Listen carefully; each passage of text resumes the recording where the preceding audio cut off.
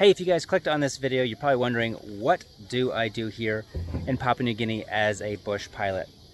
I'm out here in Yawan today, and I thought this would be a great example of what we do here.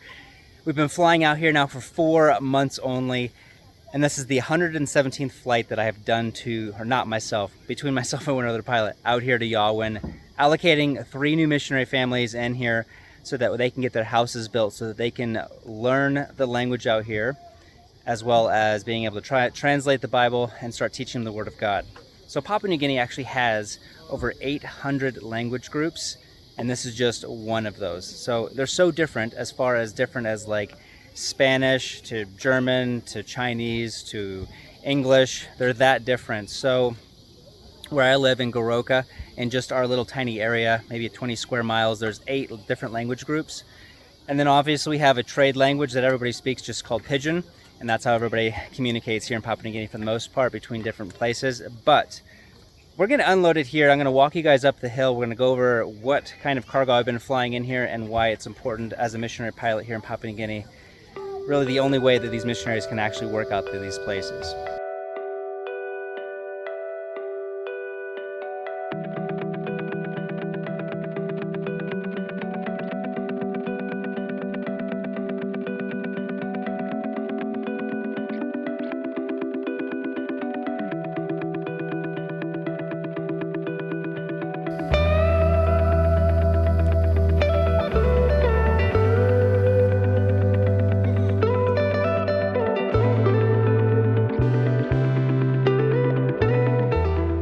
So the 3 homes that they were building are just only about 300-400 feet up the hill. It's not really that far from the airport or from the airstrip, but you still lose your breath. We're around 4,400 feet above sea level right now.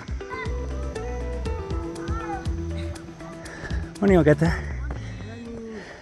So this first building here is their office, where they're going to do language translation and also probably culture and language learning, as well as just amongst the community, hanging out with the people.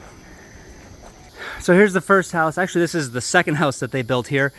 They basically just have it all framed inside. They do have a lot of the things hooked up, gas, water, things like that. And if you look over here, this is where they get their water for their houses. It's all off of the roof into this, I don't know, maybe 5,000 liter, 20,000 liter, I don't know, huge tank, and each one of the houses has one of those. This house right here was just put up together in, I think, 19 days so far to the point it is now, and then the one down there was the one they built back in, I think, February. And all of the lumber, all of the pipes, all of the roofing, everything for these houses, we flew in here. So yes, that is why aviation is needed here in Papua New Guinea. This stuff just could not be done without aviation. These big, huge tuffa tanks were flown in with our helicopter, and before this was built, just had like a wood floor that they set it down on. So it's really exciting to be a part of this and to be a part of just the beginning of the work that's going on out here. So let's walk around and see if we can take a look inside one of the houses. All right, let's take a quick look inside. Yeah, Yawan's fine. So this one they're still working on, obviously. They've got the main structure up, and I think they have the solar done already on it as well. It looks like it, and I think down underneath the house. But each one of them have this incredible view of that waterfall. Absolutely amazing. You actually hear it. It's almost a mile away, but you can hear it rushing. But this family has 3 kids. So anyway, let me just walk in these rooms real quick just so you guys can see kind of this. We had to fly in all this 4mm plywood. I mean, all these beams, everything. A lot of the wood here is Quila, so it's extremely heavy, but it's also really nice. And then nice hardwood floors. And if you're wondering, man, why do they have to build like a full-on house out here if this is just like, you know, a small ministry or something like that? These guys are actually planning on being out here for many, many years to come. Typically, languages here in Papua New Guinea take anywhere from 2 to like 7 years, depending on the complexity of the language, to be able to learn to a capable level to where you can share the Word of God, you can translate the Word of God in their language, and actually teach them how to read and write in their own language. Now, they do have a lot of schools out here already, but most of these schools are actually teaching in either Pidgin, the trade language, or even in English, even though the kids don't really know it or be able to use it very much. They try to use it every once in a while, but to be able to read their own Word of God in their own language is what the goal is for these guys out here. So most ministries might take upward to 10, 12 years, something like that, to be able to get them up and going so they have an established church with leaders that can continue on the work on their own. So this is the lowest house down. This was the one that was built first. I've actually never even been in it because it's always locked up. So let's just take a quick pick in here. Hey, Luke. Oh, hey. I'm just doing a quick video of your house here just so I can show my supporters as well as just people that want to know what the ministry is out here and Cool. what it's like to build a house in the middle of the jungle kind of thing. So Sweet. Yeah, Wayne's just helping me fix my sink. awesome. So you guys are almost done with this house, Oh, yeah.